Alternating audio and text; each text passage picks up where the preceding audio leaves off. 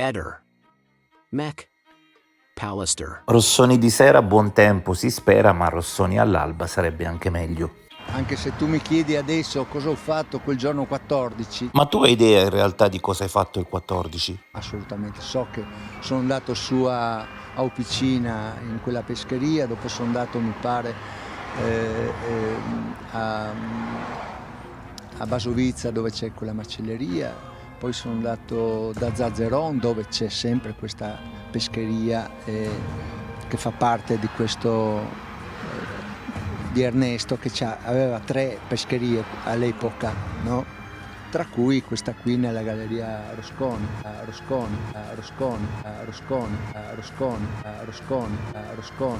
e poi c'era quella pescheria che è in via Giulia. E dopo ti giuro non saprei dirti. Guarda caso delle 3 pescherie, quella che ha chiuso è proprio quella nella galleria Rossoni. Ma quindi dopo le pescherie cosa avresti fatto? Vado in studio, sistemo il parcheggio e dopo sistemo i coltelli.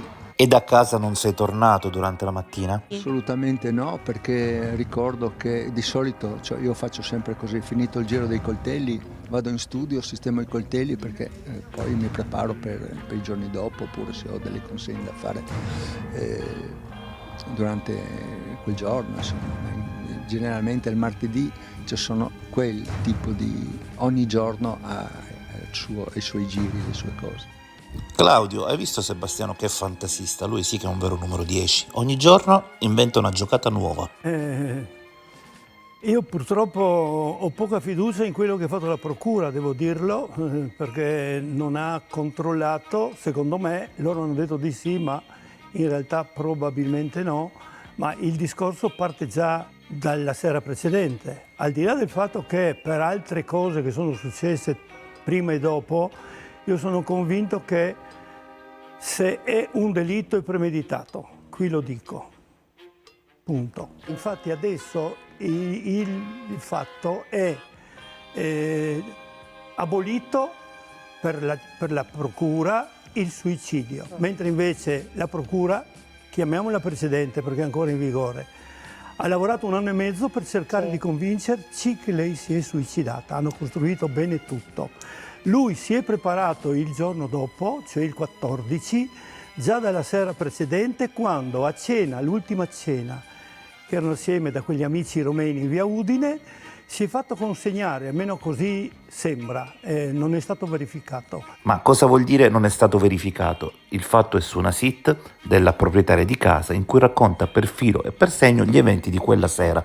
Cena, l'ultima cena, che erano assieme da quegli amici romeni in via Udine, si è fatto consegnare dalla padrona di casa 2 coltelli e li ha portati alla pescheria dove lui ha dichiarato che è andato la mattina, invece non è vero, è andato la sera del mercoledì.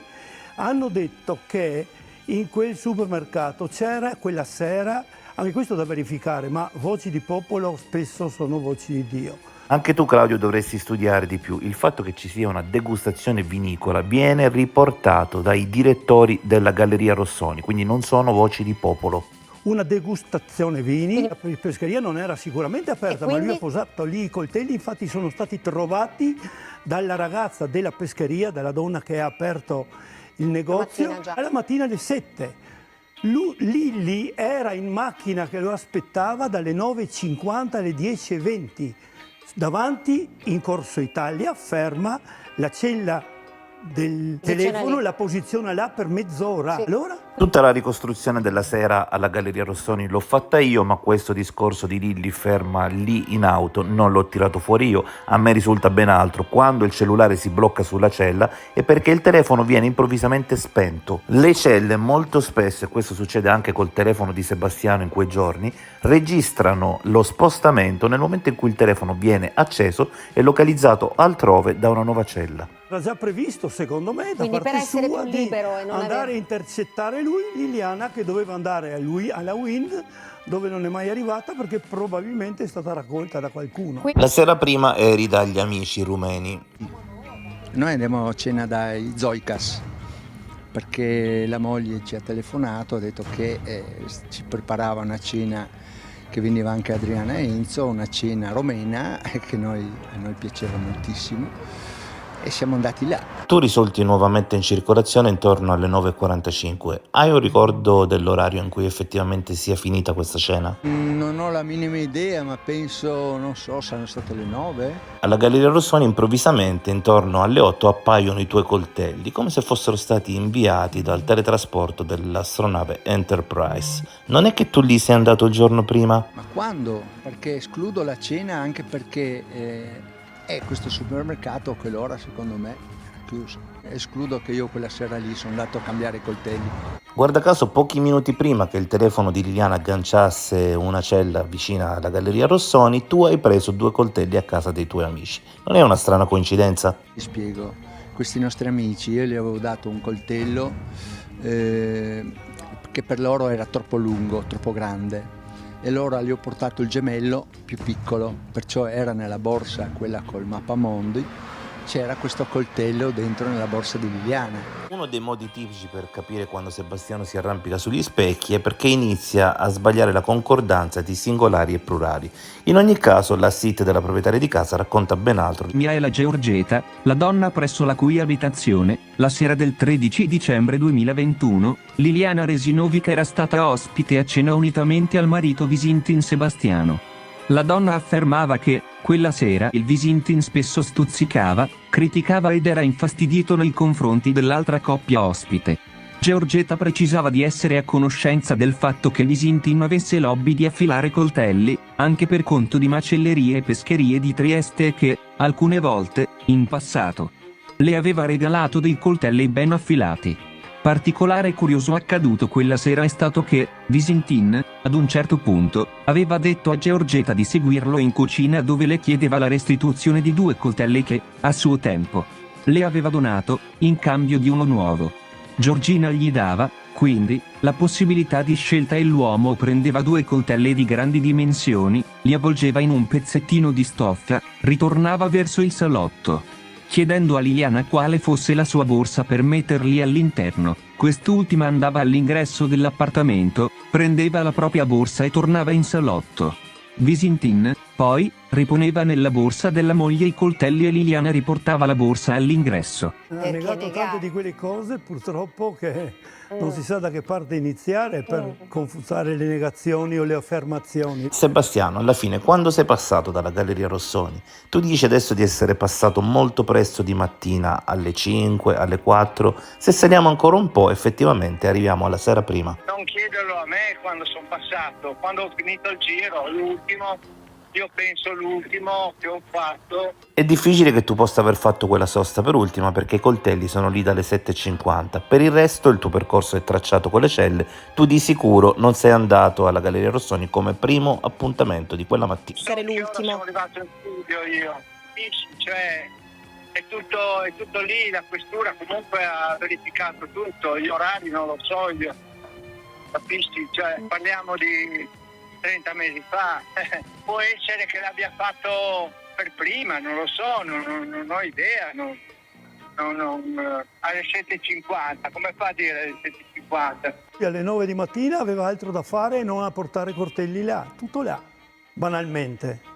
E il momento in cui Liliana scompare, lei doveva andare alla Wind alle 9 e dopo venire a casa mia. Alle 9 non è mai arrivata alla Wind perché prima, cioè nei pressi, si può dire, qualcuno l'ha presa a bordo. Non c'è altra spiegazione. La logica nella vita è una. Non ci possono essere più. Lili doveva essere là e non a Barcola o in qualsiasi altro posto, a quell'ora. Lui a quell'ora doveva consegnare i coltelli, invece li ha consegnati la sera prima. L'alibi gli serviva per questo. Ma l'alibi di Sebastiano per il giorno 14 è pieno di buchi e di incongruenze, ha fatto delle cose, lui si arrampica per gli specchi, ma gli specchi sono tutti punti. Di cosa avete parlato nella chiamata del 13 di 16 minuti? Niente, ci siamo semplicemente accordati più o meno, non era ancora preso nessun accordo, per come e dove trovarci e andare 2 giorni dopo. Noi dovevamo andare via da Trieste il giorno 17 o 18. Lui ha cancellato, nessun altro che lui può aver cancellato il mio nome, perché Liliana mi aveva sulla rubrica prima come Aldo, perché se fosse stato il mio nome e cognome lo beccava prima. Sebastiano stava controllando, questo è ufficiale, i telefoni di Liliana da tempo, da alcuni mesi.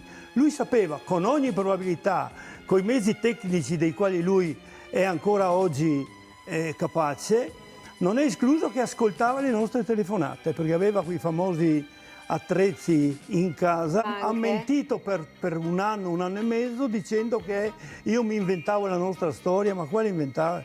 Io vado a inventarmi una storia cioè, è talmente fuori logica che non regge.